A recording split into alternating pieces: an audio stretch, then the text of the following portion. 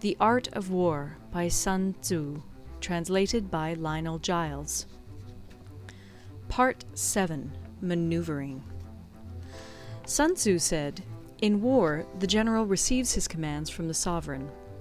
Having collected an army and concentrated his forces, he must blend and harmonize the different elements thereof before pitching his camp.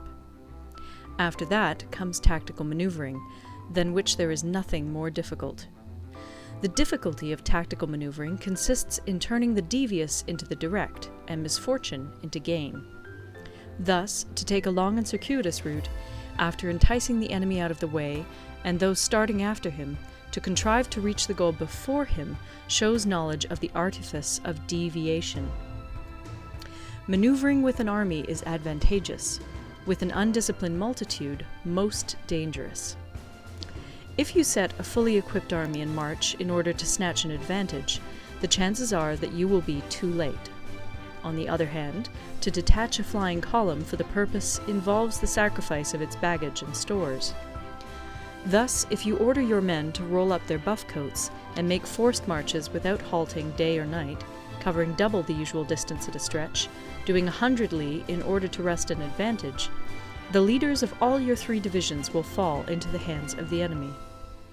The stronger men will be in front, the jaded ones will fall behind, and on this plan only 1/10 of your army will reach its destination.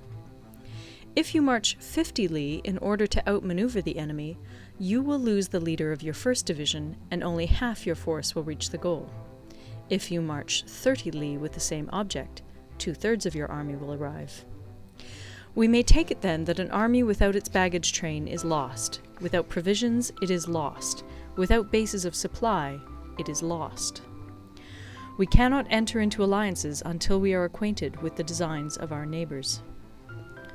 We are not fit to lead an army on the march unless we are familiar with the face of the country, its mountains and forests, its pitfalls and precipices, its marshes and swamps. We shall be unable to turn natural advantage to account unless we make use of local guides.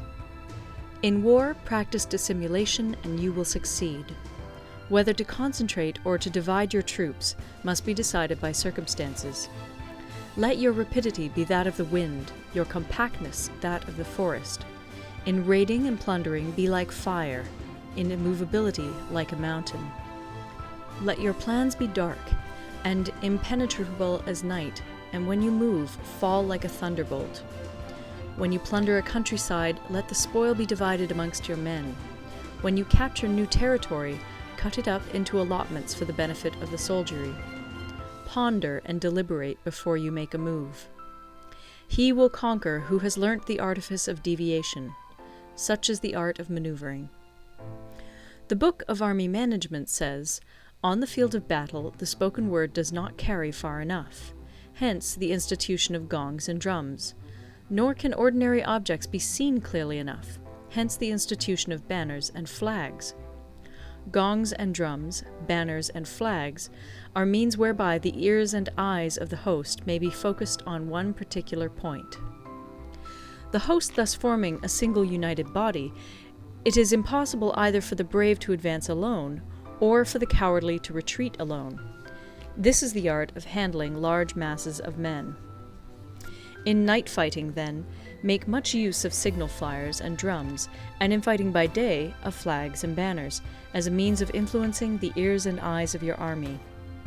A whole army may be robbed of its spirit. A commander-in-chief may be robbed of his presence of mind. Now, a soldier's spirit is keenest in the morning. By noonday it has begun to flag, and in the evening his mind is bent only on returning to camp. A clever general, therefore, avoids an army when its spirit is keen, but attacks it when it is sluggish and inclined to return. This is the art of studying moods. Disciplined and calm, to await the appearance of disorder and hubbub amongst the enemy. This is the art of retaining self-possession. To be near the goal while the enemy is still far from it, to wait at ease while the enemy is toiling and struggling, to be well fed while the enemy is famished. This is the art of husbanding one's strength. To refrain from intercepting an enemy whose banners are in perfect order, to refrain from attacking an army drawn up in calm and confident array, This is the art of studying circumstances. It is a military axiom not to advance uphill against the enemy, nor to oppose him when he comes downhill. Do not pursue an enemy who simulates flight. Do not attack soldiers whose temper is keen. Do not swallow bait offered by the enemy. Do not interfere with an army that is returning home. When you surround an army, leave an outlet free. Do not press a desperate foe too hard. Such is the art of warfare. End of Part 7. Part 8. Variation in Tactics.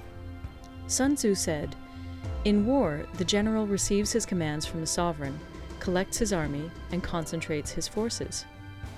When in difficult country, do not encamp. In country where high roads intersect, join hands with your allies. Do not linger in dangerously isolated positions. In hemmed-in situations, you must resort to stratagem. In desperate position, you must fight. There are roads which must not be followed, armies which must not be attacked, towns which must not be besieged, positions which must not be contested, commands of the sovereign which must not be obeyed."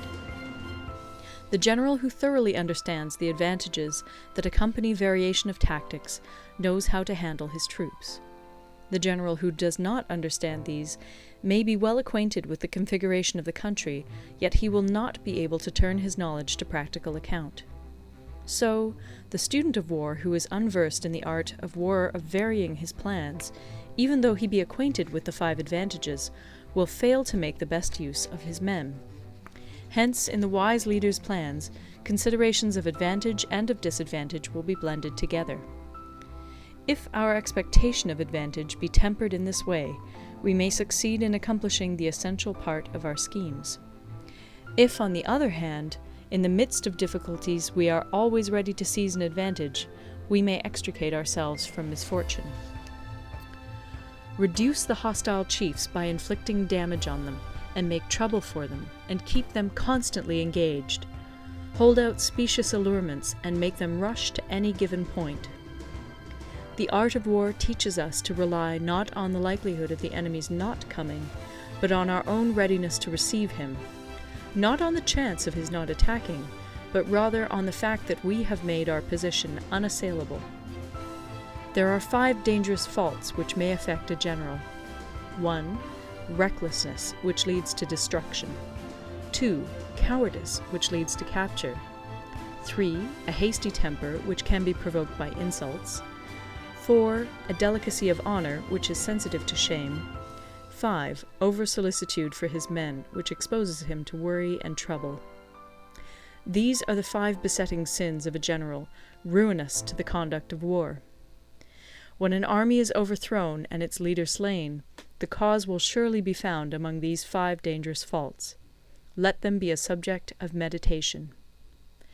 End of Part 9.